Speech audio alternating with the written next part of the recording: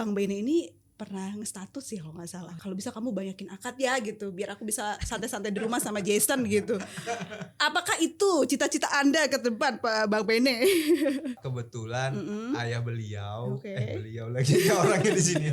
Ayahnya Oke. itu juga notaris Oke. gitu dan sangat banyak akarnya gitu ya. sangat Jadi contoh nyatanya udah ada. Tahun ini insya Allah akan dalam waktu dekat kita akan buka, dan itu mekanismenya war, seperti kita beli tiketnya Coldplay ketika itu. Jadi kita war, kita kasih tahu jauh-jauh hari ini tahapannya, ini syarat-syaratnya, kita akan buka nanti warnya jam 6. Biasanya kita buka jam 6, sebelum jam 7 sudah selesai. Jadi kalau notaris papan namanya tidak seperti ini, ya tentu Timbul pertanyaan ya, perlu pertanyaan, gitu. Perlu dipertanyakan dia gitu. Kira-kira Jadi gitu. ciri-cirinya seperti itulah kalau Ya, misalnya. karena sudah diatur regulasi ini. Kalau misalnya dia udah laris Pak, Iya. udah banyak yang tahu Namanya gitu. ya. Jadi kantornya tanpa itu boleh nggak?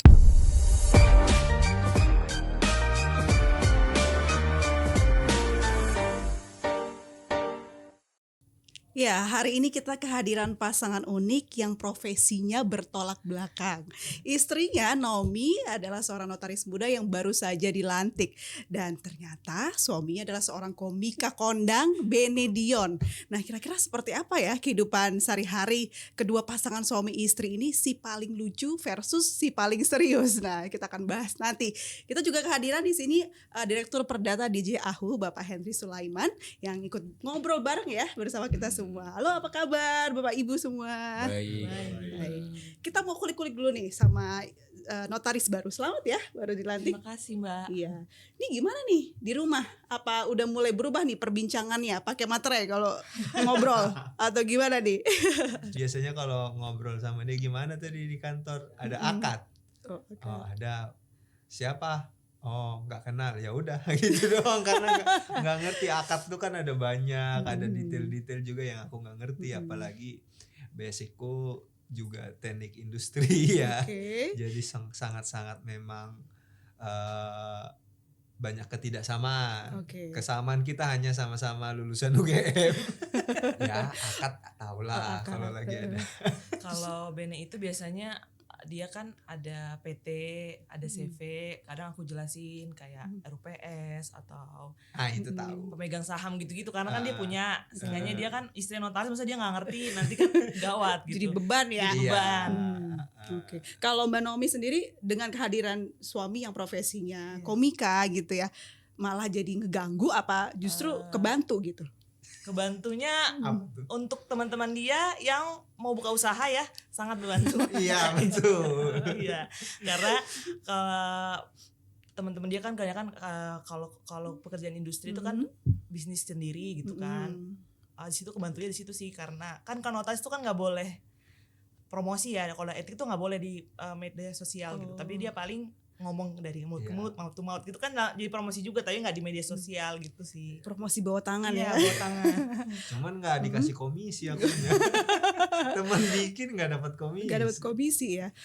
Teman-teman semua yang kita tahu adalah profesi notaris ini bergengsi ya. Terlihat kaku tapi banyak orang yang pengen jadi notaris gitu. Sampai si Bang Bene ini pernah nge-status sih kalau nggak salah. Nge-status kalau bisa kamu banyakin akad ya gitu, biar aku bisa santai-santai di rumah sama Jason gitu. Apakah itu cita-cita Anda ke depan, Pak Bang Bene? Ya kan kebetulan ayah beliau, Oke. beliau lagi orangnya di sini. Ayahnya itu juga notaris Oke. gitu dan sangat banyak akarnya gitu ya. Jadi contoh nyatanya udah ada gitu. Iya, jadi kayaknya wah saya harus mendukung istri saya supaya bisa dititik seperti mertua gitu, Oke. sehingga nanti saya punya banyak waktu bermain dengan anak, apalagi anaknya kan laki-laki, pasti nanti akan main bola bareng atau main apapun bareng. Jadi nanti nggak apa-apa ibunya sibuk, tapi papanya nggak sibuk nggak apa-apa ya. Sibuk main dengan anak aja gitu. Pak Henry ini kan unik ya Pak ya, ada notaris tapi punya suami profesinya bertolak belakang gitu. Kalau dari sudut pandang Pak Henry sendiri yang melihat ini tuh bisa mendukung atau justru hati-hati atau seperti apa menurut pandangan Pak Henry? Kalau saya melihatnya ini satu pasangan yang sangat beruntung, malah sangat beruntung. beruntung, sangat beruntung.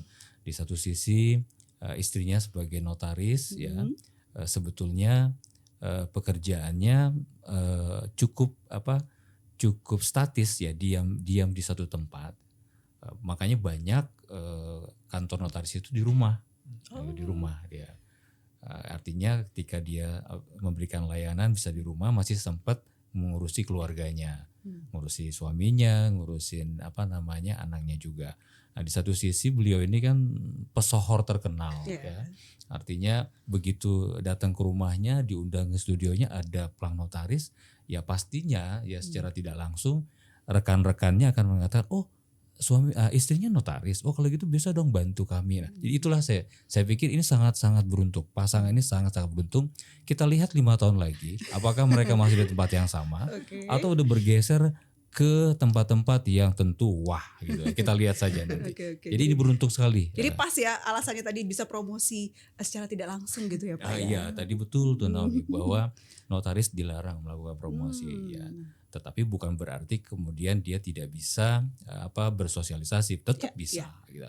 Nah, itu bergantung, namanya kita jual jasa itu kembali kepada siapa yang pembeli jasanya. Kalau memang percaya, trustnya bagus, pelayanannya memuaskan, kemudian dalam artian akurat, ya, dan itu bisa menjaga kerahasiaan dan keamanan, tentu pembeli jasanya akan kembali lagi. Gitu. Mbak Nomi mau tahu dong, ini kan proses menuju dilantik jadi notaris, keluh kesahnya apa? Boleh ceritain nggak? Jadi notaris itu sebenarnya menurut orang mungkin gampang ya, bikin akta, tinggal tanda tangan. Sebenarnya itu di luar itu sangat struggle-nya tuh is real gitu kata orang-orang. Karena kan menempuh pendidikannya aja butuh waktu yang nggak sebentar gitu. S1 4 tahun, lalu S2 MKN, lalu ikut ada magang 2 tahun, habis itu dari organisasi ada magang bersama lagi, mengumpulkan poin, seminar, sampai ada ujian lagi, sampai harus war untuk pilih wilayah juga gitu. Jadi nggak gampang. Gampang. Begitu buka juga kita harus mencari klien. Pasti kan membuat jaringan itu nggak gampang. Abis itu kita harus gaji karyawan juga, harus sewa kantor gitu. Jadi sebenarnya kelihatannya aja sih gampang gitu kan, bikin akta, bikin tanda. Sebenarnya susah, terus tanggung jawabnya juga besar karena kita bertanggung jawab atas akta otentik yang kita buat gitu. Yang paling susah dimengerti itu ketika dia katanya ngumpulin poin gitu. Emang main basket? Jadi sering banget kalau weekend dia